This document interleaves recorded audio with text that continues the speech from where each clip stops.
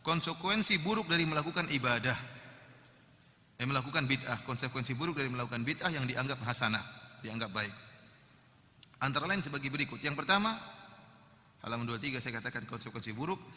Orang yang melakukan bid'ah, melakukan kreasi baru dalam agama, berarti ia telah menuduh kurangnya agama Islam.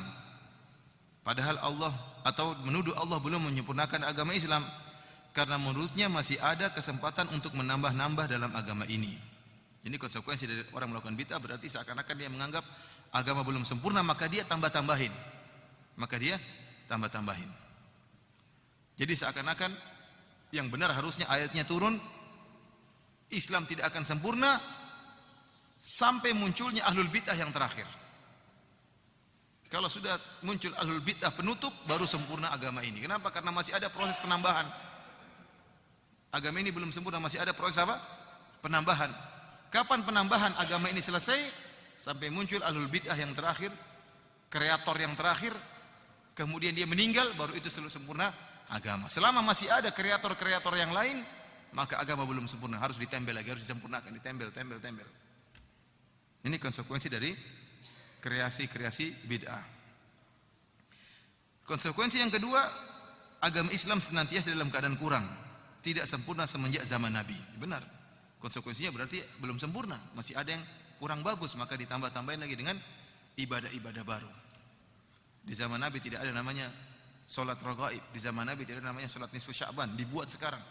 Nabi tidak ada di zaman Nabi, berarti kurang indah, ditambahinlah model ibadah tersebut di zaman sekarang. Yang konsekuensi yang ketiga, kreasi bid'ah melazimkan menuduh Nabi dengan salah satu dari dua tuduhan. Sekarang kalau ada orang melakukan bid'ah, misalnya melakukan acara hari Asyura, sebagaimana orang-orang Syiah yang mereka memukul-mukul tubuh mereka sampai berdarah-darah. Atau misalnya seorang melakukan salat malam nisfu Sya'ban 100 rakaat di malam nisfu Sya'ban. Yang salat ini diingkari oleh, saya ulangi lagi, salat malam nisfu Sya'ban 100 rakaat di malam nisfu Sya'ban ini dikatakan oleh Al-Imam Nawawi rahimahullah sebagai bid'ah yang mungkar, bid'ah yang buruk, yang mungkar, yang tidak pernah diajarkan oleh Nabi dan para sahabatnya. Kita tanya sama orang yang melakukan salat ini, kita katakan, ya akhi, anda sekarang melakukan salat 100 rakaat di malam nisfu Sya'ban. Amalan ini diketahui oleh Nabi atau tidak? Cuma ada dua jawabannya, Nabi tahu atau Nabi tidak tahu. Kita katakan, kalau Nabi, dia akan menjawab Nabi tahu. Kemungkinan pertama dia akan mengatakan Nabi tahu ada amalan ini. Kita bilang kalau Nabi tahu, kenapa Nabi tidak ajarkan? Kenapa Nabi tidak lakukan? Berarti ada agama yang Nabi sembunyikan. Ini sekarang kita bicara tentang salat 100 rakaat di malam nisfu Sya'ban yang dikatakan oleh Imam Nawawi rahimahullah, ulama besar dari mazhab Syafi'i, sebagai bid'ah yang mungkar, bid'ah yang buruk. Kalau ada orang melakukan ibadah ini, maka kita ingkari dia dengan perkataan Imam Nawawi dan kita tanyakan kepada dia, 100 rakaat yang merupakan ritual ibadah di malam nisfu Sya'ban ini diketahui oleh Nabi atau tidak? Cuma ada dua kemungkinan jawaban. Pertama, dia mengatakan Nabi tahu. Kalau Nabi tahu, kita bilang kenapa Nabi tidak mengajarkannya? Kenapa Nabi tidak pernah melakukannya? Kenapa Nabi tidak pernah mengabarkannya dalam hadis-hadis yang sahih? Kelazimannya berarti Nabi menyembunyikan ilmu. Nabi menyembunyikan ilmu. Nabi tidak pernah mengabarkan, kok kamu tahu? Ini aneh juga. Nabi tidak pernah mengajarkan, kenapa kamu tahu? Kemungkinan yang kedua, dia mengatakan Nabi tidak tahu ada ibadah ini. Ini lebih parah lagi. Kalau Nabi tidak tahu ada namanya salat malam nisfu Sya'ban, kok kamu tahu? Wah, ini bahaya, berarti kamu lebih hebat daripada Nabi sallallahu alaihi wasallam. Dan ini semua berlaku pada semua bid'ah. Contohnya seperti saya katakan tadi, 2 rakaat setelah sa'i.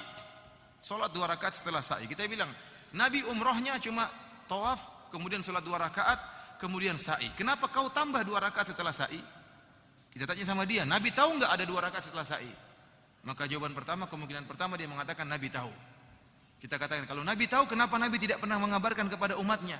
Berarti ada bagian agama yang Nabi sembunyikan, yang kau ungkapkan sekarang ini, yang baru terungkap sekarang ini kau ungkapkan. Sebelumnya Nabi tidak pernah mengabarkan. Berarti Nabi telah berkhianat, tidak mengabarkan Islam secara total, secara keseluruhan. Oh tidak, Nabi tidak tahu. Mungkin dia mengelak. Oh Nabi tidak tahu. Kalau Nabi tidak tahu ada 2 rakaat setelah sa'i, kenapa kok kamu tahu? Jadi semua bid'ah kita katakan demikian. Kalau ini merupakan bagian dari agama, mestinya Nabi tahu. Mestinya Nabi tahu. Kalau Nabi tahu, kenapa Nabi tidak ajarkan? Berarti Nabi menyembunyikan ilmu. Kok baru sekarang kamu yang mengungkapkan?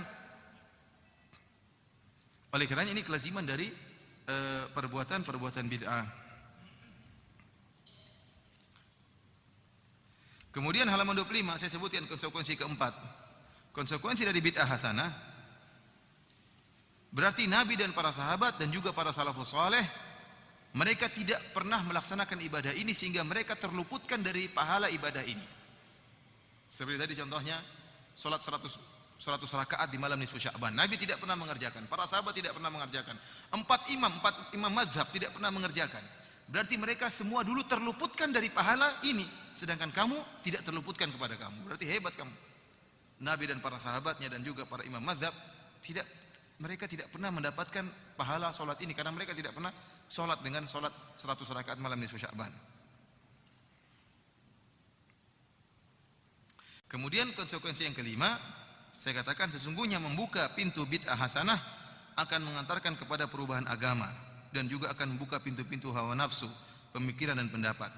Karena seluruh pelaku bid'ah akan berkata, apa yang aku bawa ini adalah perkara yang baik. Dan ini konsekuensinya demikian. Ini benar. Kalau orang-orang bebas melakukan bid'ah, maka tidak ada yang bisa kita ingkari. Ada yang bikin solat ini, ada yang bikin solat anu, ada yang bikin zikir ini.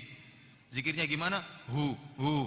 Kenapa? Oh, bagus menurut saya. Saya lebih tentram kalau zikir saya hu. Ada yang la ilaha illallah, la ilaha illa. Kenapa harus goyang kanan? Tentram saya kalau goyangnya ke kanan. Kenapa enggak ke kiri? Kurang bagus kalau ke kiri. Perasaan. Jadi beribadah dengan perasaan, tidak dengan dalil. Orang akan bebas melakukan ibadah. Saya mau bikin solat misalnya tahiyatul masjid berjamaah. Pingin solat tahiyatul masjid berjamaah, biar keren.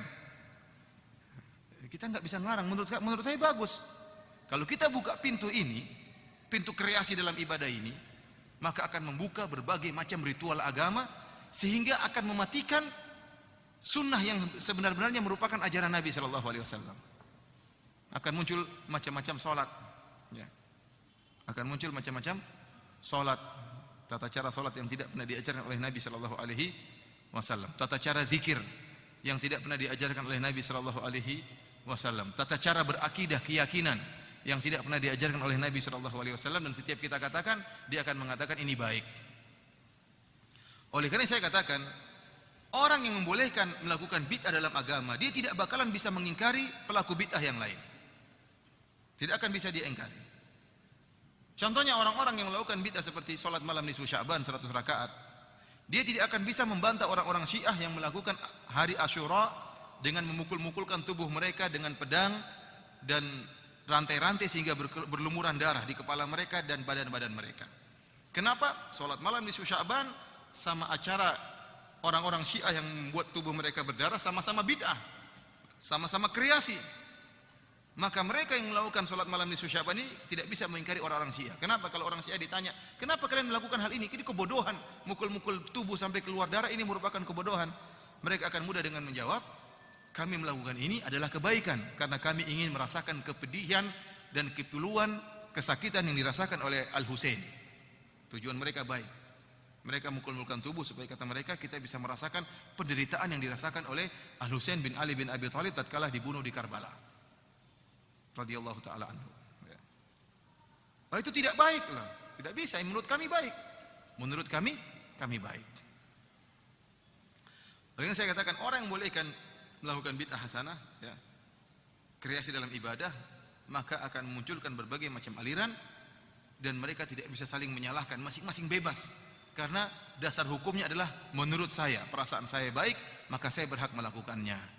Ini berbahaya bagi agama. Akhirnya sunnah Nabi sallallahu alaihi wasallam ditinggalkan. Sunnah Nabi sallallahu alaihi wasallam ditinggalkan dan mati redup gara-gara muncul bid'ah yang berbagai macam bid'ah. Ya akhi, sebenarnya saya terkadang salat di sebagian masjid. Akhirnya antara azan dan iqamat kan waktunya panjang itu. Antara azan dan iqamat. Ada senandung-senandung saya dengar mengganggu sekali. Padahal antara azan dan iqamat banyak yang bisa kita lakukan. Disunahkan untuk berdoa antara azan dan iqamat. Disunahkan untuk sholat sunnah. Kita bisa menunggu dengan baca Al-Quran, dengan suara yang lirih, tidak boleh mengganggu yang lain. Tatkala muncul senandung-senandung ini terganggu, buyar semua, nggak bisa kita mau sholat sunnah juga terganggu, mau berdoa juga terganggu. Kenapa? Ada ritual antara adzan dan iqamat dengan senandung-senandung yang saya tidak tahu maksudnya apa. Mengganggu. Saya pernah masuk dalam satu masjid, sholat. Kemudian menunggu adzan dan iqamat. Maka terdengar dari dalam ada orang yang bersenandung dengan salawatan. Ya silakan bersalawat, tapi jangan keras-keras kemudian mengganggu orang lain. Salatullah, salat. Keras sekali, sampai bagus pakai ada nada awalnya, ada refnya. Pokoknya saya mau mengaji nggak bisa, mau berdoa nggak bisa. Ya udah saya tunggu aja, terus mau gimana lagi? Mau bersalawat sendiri juga terganggu sama ini. Sementara dia senandungnya begitu indah. Begitu waktunya qomat dia keluar tukang senandung tadi, ternyata rambutnya sebelahnya merah sebelahnya ya. Ya memang anak metal yang sedang bersolawat tadi. Rambutnya sebelahnya apa? Merah, sebelahnya hijau apa hitam ya. Ya wajar. Nah, ini apakah seperti ini sunnah Nabi sallallahu alaihi wasallam? Nabi saja melarang orang yang baca Quran keras-keras karena mengganggu orang yang lain, bisa dia terganggu. Kemudian buat model seperti ini, senandungan seperti ini mengganggu. Akhirnya saya katakan apa? Kalau muncul bid'ah, maka sunnah yang sesungguhnya akan mati, akan hilang, ini akan ditinggalkan. Contohnya seperti di hari Arafah. Di hari Arafah disunahkan setelah sholat zuhur dan sholat asar di jamak takdim, maka disunahkan semua orang berzikir dan berdoa kepada Allah Subhanahu wa ta'ala. Sampai kapan? Sampai terbenam matahari, sampai maghrib. Muncul bid'ah yang dilakukan oleh sebagian jemaah haji, mereka cari Jabal Rahmah. Maka mereka berjalan menganggap bahwasanya kalau beribadah di Jabal Rahmah dapat pahala, padahal tidak pernah dilakukan oleh Nabi dan tidak pernah dilakukan oleh para sahabat. Muncul bid'ah di musim haji. Orang-orang berbondong-bondong ke Jabal Rahmah, kemudian naik ke atas ambil batunya, kemudian sholat di atas. Ini tidak pernah dicontohkan. Sehingga akhirnya apa? Waktunya habis. Nyari-nyari Jabal Rahmah. Ini jalan mungkin 1 jam, mungkin bolak-balik 2 jam atau 3 jam. 3 jam ini kalau buat doa sudah banyak yang bisa diminta. Meminta rezeki, meminta utang lunas, meminta istri lagi juga bisa. Banyak yang bisa diminta 3 jam ini. Gara-gara dia sibuk dengan apa? Dengan pergi ke Jabal Rahmah yang tidak pernah dicontohkan oleh Nabi SAW, sehingga sunnah yang seharusnya dikerjakan oleh jamaah haji berdoa dengan khusyuk kepada Allah hilang gara-gara itu. Nabi SAW sendiri tidak pernah naik ke atas Jabal Rahmah. Belum lagi ada keyakinan-keyakinan seperti ngambilin batunya, mengambil pasirnya, nulis-nulis di situ, tinggalkan KTP di situ, tinggalkan foto di situ. Buat apa seperti ini? Akad nikah di Jabal Rahmah, buat apa akad nikah di Jabal Rahmah? Jauh-jauh, kurang kerjaan. Ini bid'ah keyakinan orang berkreasi seenak-enaknya, berkreasi dalam ibadah, berkreasi dalam akidah, sebebas-bebasnya. Sampai saya sendiri lihat dengan mata kepala saya sendiri bagaimana seorang sholat sujud menghadap Jabal Rahmah, padahal Ka'bah sebelah sana dia menghadap Jabal Rahmah. Ditegur marah-marah. Kiblat sana, dia nggak peduli, dia tetap mau menghadap apa? Jabal Rahmah. Ini kalau udah muncul bid'ah, maka sunnah itu akan tertutupi,